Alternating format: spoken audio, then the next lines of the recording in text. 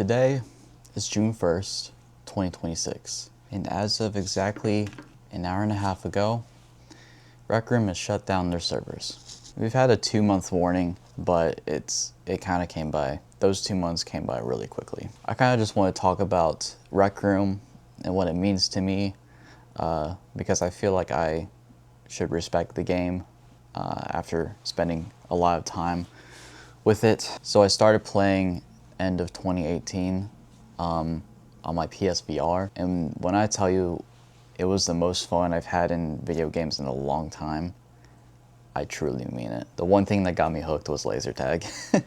I loved laser tag, dude. Laser tag back in the day, that was freaking awesome. Then I discovered quests, I got addicted to that, and I just kept playing every single game that was on there, and it was the most fun I've had. And I've made a lot of good friends on Rec Room, which my current friend group are my best friends. We still play games together, even if we don't play Rec Room as much. Fortnite was a big one. Fortnite was pretty big. As much as I haven't played Rec Room, I am still sad that it's ending, because I feel like they've made a lot of bad choices in terms of trying to grow Rec Room. It's almost like they had an identity crisis, and even though Rec Room has came to where it's at now, where you can literally just find a player that looks like a seal in the rec center, the last thing I wanted was Rec Room to shut down for good. Because see, I can complain a lot as an old player.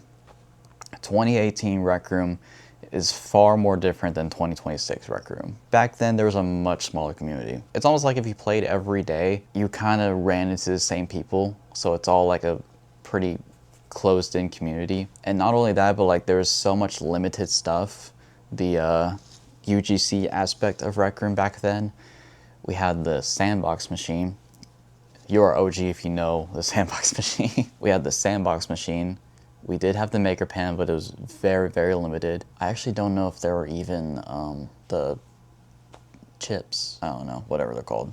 The programming in the rooms. I don't even know if that was the thing whenever I started playing. And because Rec Room grew with the addition of screen mode and added monetization, it definitely drove away a lot of the OG people because of how small the community was. And all these new people, it's like it wasn't so closed anymore. It was more open. And Rec Room themselves made a lot of decisions in terms of monetization, the way they would add Rec Room originals and use their UGC tools in order to make those originals, which by the way, it sucks. I don't like it. That's definitely a huge form factor into why a lot of OG players don't really play anymore. I've played from 2018 to, I want to say 2020, 2021, somewhere around there. So I've played a lot. And even though I don't play it as much anymore, it still truly sucks that it has come to this.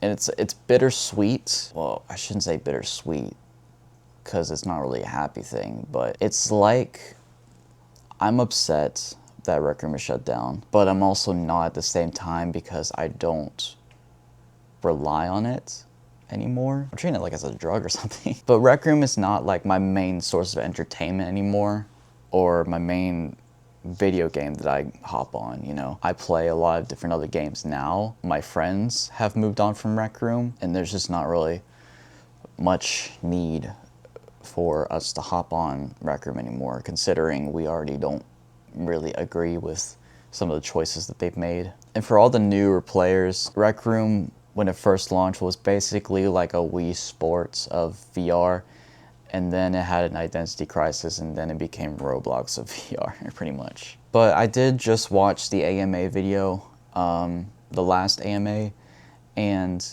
I can kind of see their perspective on things now than what I thought before. Because at the end of the day, they were trying to make Rec Room a monetizable business, and it wasn't really working due to server costs.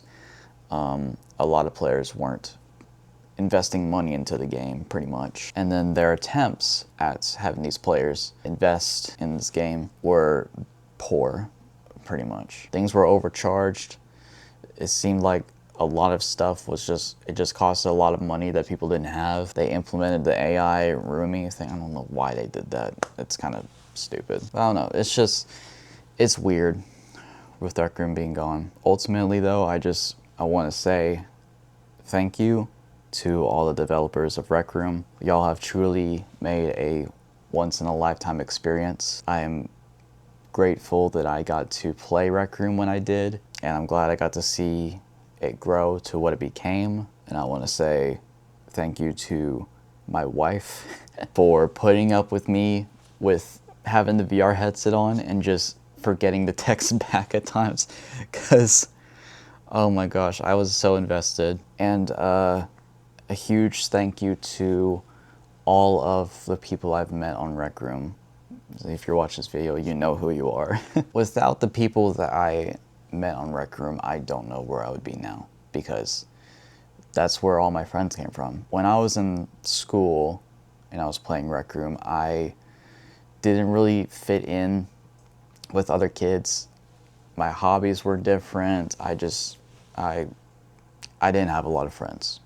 And it was hard for me to talk to people because I sucked at talking to people. Whereas in Rec Room, with the friends I made, it became a lot easier to start talking to people. Now, I still sucked at it in real life, but in VR, it became a lot easier because of the whole VR aspect. Just thanks. Thank you. Thank you, Rec Room, for everything that you've brought.